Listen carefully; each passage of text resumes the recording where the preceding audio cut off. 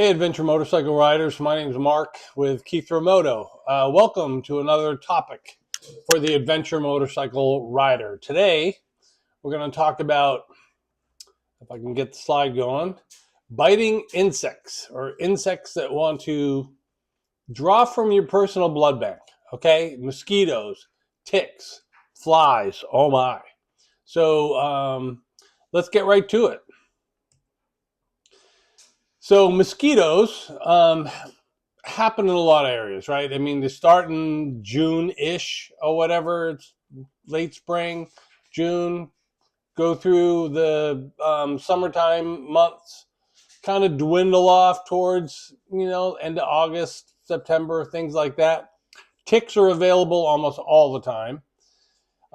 If you're riding in the desert environment, mosquitoes can come out in big blooms and you can just be attacked by billions of them.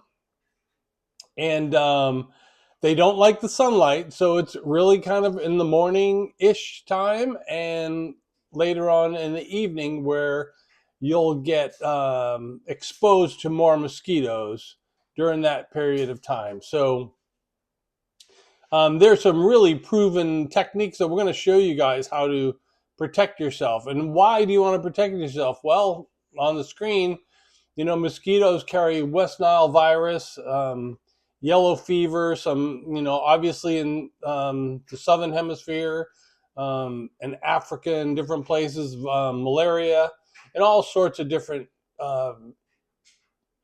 diseases that you don't necessarily want to get. So West Nile virus is mainly in birds, and then mosquitoes vector them to you and things like that. So it's a good idea to have some pretty proven ways of protecting yourself from mosquito bites. Um, some people really are more accustomed to getting them, right? Some people will go through the summer and say, I've never even seen a mosquito or whatever, but they're attracted by different odors and scents like, CO2 and, if you drink alcohol or different things, just different scents that they're drawn to certain people and not drawn to other people. So it's kind of the luck of the draw, right? So I personally am. If I get a mosquito bite, it's a good week to week and a half before that goes away. And I carry a little stick of hydrocortisone liquid that you can rub on it constantly. And so to reduce the itch, not only that, but reduce the swelling, and eventually it just goes away. So, but yeah, it takes a while for mosquito bites to go away, essentially, on my particular body. So, and ticks are definitely something that you want to protect yourself from because they carry Lyme disease. And as I've mentioned before, Lyme disease is really can be really debilitating. It's like a flu type of thing that goes on for weeks. And I've heard cases and people that have had it that I've known that it's been months before it resolves itself.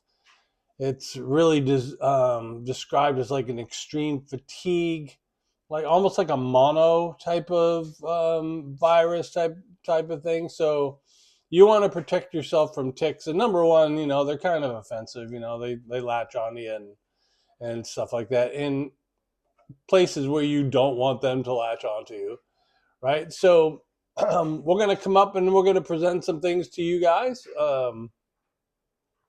that I use, and I have worked in the desert for probably the last 4 or 5 years at least, and there's a couple seasons where I didn't even get a mosquito bite, and I have not had a tick problem at all as well. So we'll get to that.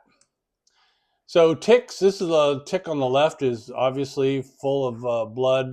They obviously use that blood to produce other ticks. And their gores are kind of nasty. They have really intense jaws that can cut into the skin. Their saliva is like an anesthetic, and they can burrow into your skin. And so you have to be really careful on how you remove a tick if you have one latched onto you. And there are little tick remover kits that you can use.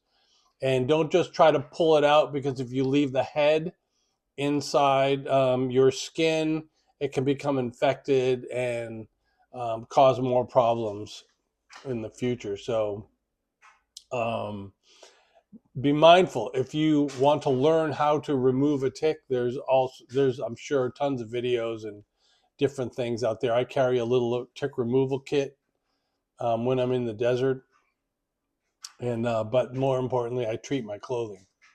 So scorpions are there, right? They're in at least the Northwest where I'm at. They can be fairly small, and they like to hide under rocks and in stumps and under rotting trees and bark and things like that. And they're you won't see them very often unless you uncover them. And I've had some scorpion bite on my foot, a series of them, because they like to crawl inside your shoes or your sandals and your boots at night and things like that. So if you want to protect yourself in the evening from scorpions, put your socks over your boots so nothing can get into your boots in the evening, right? Or before, when you wake up and you're going to put your shoes on or boots or sandals or whatever you're going to use, make sure you shake them out. Make sure you visualize that there's no scorpions or other creepy crawlies that have made a home of your shoes in the evening while you were sleeping. Okay, so there's that. Most scorpion stings are not lethal, and most of the um, casualties, if you will, or I don't want to say deaths so much, but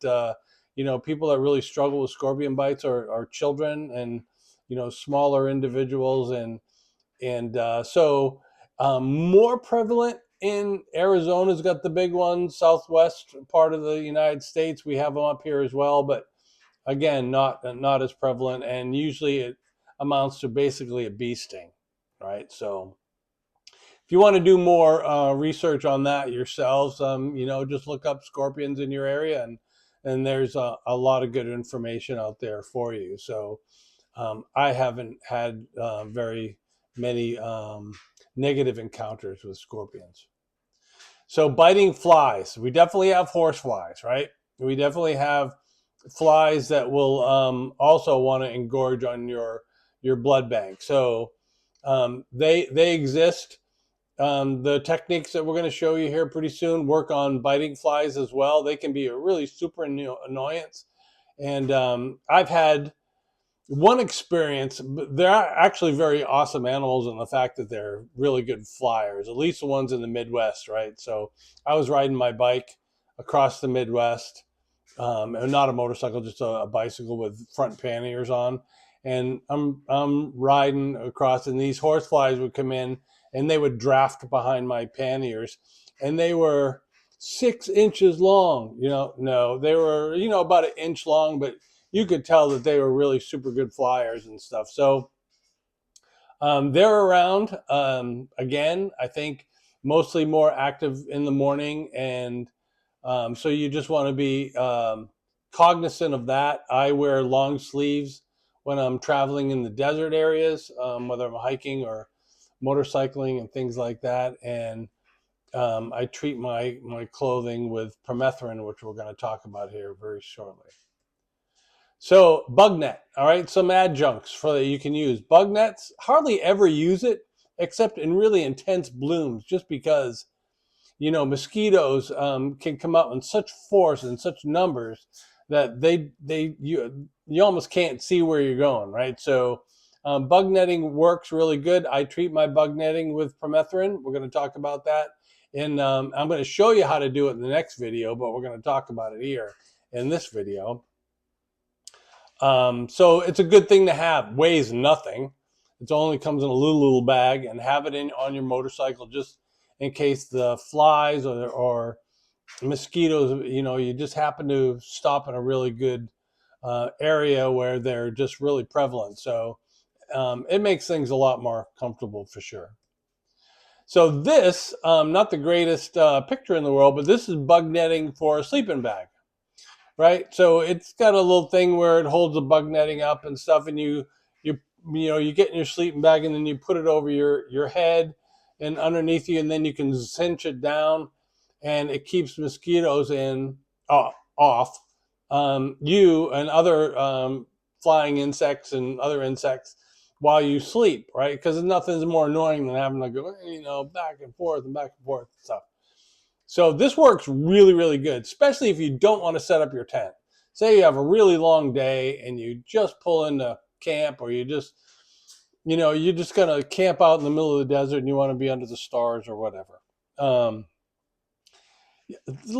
of the time, I don't even use a tent. So this works out really good, especially if you're in peak mosquito season.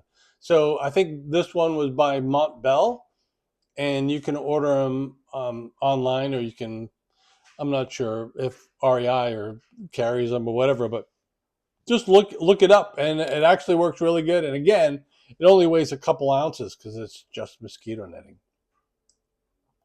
So we are going to talk about treating your clothing with permethrin, right? Permethrin is an insecticide that you apply to your clothing, your shirts, your tent. You can apply it to your tent, your sleeping bag, anything really. Your shoes, socks, your underwear, which if ticks like to hide in the straps of your underwear and stuff like that, in your jeans or whatever pants you're wearing. I mean, anything that you don't want ticks to be on. And it works for biting flies, and it works for mosquitoes as well. Your hat, anything you want covered.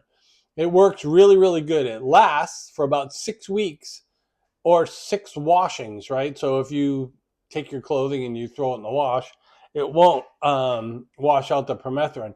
What it does is this permethrin, or this insecticide, gets into the fibers of your clothing and or whatever material you're putting it on, and it will just get right into the fabric fibers itself.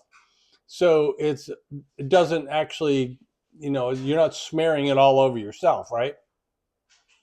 So it works really, really, really good. And for as much traveling I've done in the desert, I've never picked up any ticks or anything like that. And there's some techniques behind it. The next video, I'm going to show you exactly how to apply it. And I usually do it once somewhere in mid to late spring, early spring, and then you're pretty much done for the summertime, especially for mosquito season or whatever. So if you find it's not being effective enough, you can apply it a second time later on in the summertime. On the left, you can kind of barely see it, but apologize for the picture. But it's a Picardin, Sawyer Picardin, which is like a lotion, right? It is a lotion. And any exposed skin, your neck, your head, your ears, your head, face, things like that you want to put that on. It says it lasts about 12 to 14 hours. Realistically, apply it after 6 hours or whatever, and you'll stay protected there, and it works pretty good. And it's not greasy. It's not like you're putting on nuclear waste or anything like that. It's just it's nice. It's a lotion. And it doesn't smell horrible. So another thing, and I'm not sure if I have a slide on this one or not, to be honest with you, but I'm going to mention it, is DEET, right? Jungle juice, DEET. Be careful with DEET and the fact that you definitely don't want to get it in your eyes and things like that. You can put it on your skin. You can buy it in high concentrations, which it's pretty intense stuff, to say the least. So what I usually do with DEET in a mosquito bloom or something that's I'm camping next to a lake that's just released all its mosquitoes, is I'll put it on the rim of my hat, or a little bit on my shoulders, on my clothing on my shoulders, or kind of dab it around and stuff like that. And it definitely helps. So make sure if you buy a DEET product that you read the directions for it and read the applications for it before you use it. Okay, so it makes complete sense. The Picardin comes with a little pamphlet too that if you want to read up more about it. So thank you very much from Keith Remoto. I really appreciate. This is part 1. You're going to see in the next video on actually how to apply permethrin to keep yourself safe from biting bugs out in the desert area, or whether you're in the forest or in the mountains or wherever, because essentially there are mosquitoes everywhere. I've had great success with permethrin on treating my clothes, and the next video will show you how to apply it. Thank you very much. Take care.